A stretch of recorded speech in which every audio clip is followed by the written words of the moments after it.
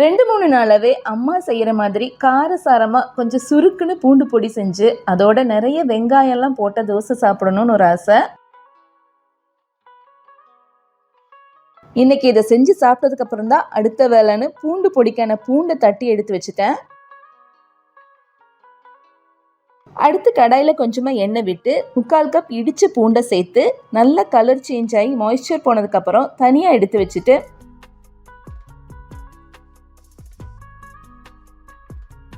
அதே கடாயில் கருப்பு உளுந்தையும் சேர்த்து நல்லா ஃப்ரை பண்ணிட்டு தனியாக எடுத்து வச்சிடணும்.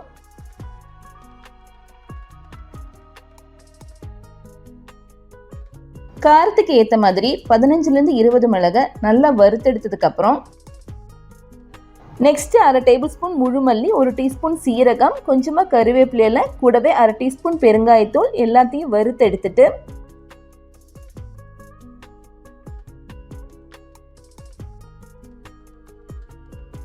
இதுக்கப்புறம் 1/2 கப்பு தேங்காய் துருவலையும் நல்லா மாய்ஸ்சர் போய் கலர் சேஞ்ச் ஆகிற வரைக்கும் வறுத்து எடுத்துக்கணும்.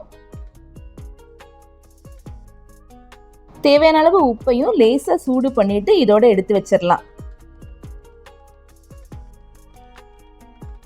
அரைக்கும் போது பூண்டு தேங்காவை தவிர மற்ற பொருட்களை சேர்த்து ஒரு 70% அரைச்செடுத்ததுக்கு அப்புறம் கடைசியாக பூண்டையும் தேங்காவையும் சேர்த்து அரைச்செடுத்தா அருமையான பூண்டு பொடி ரெடி.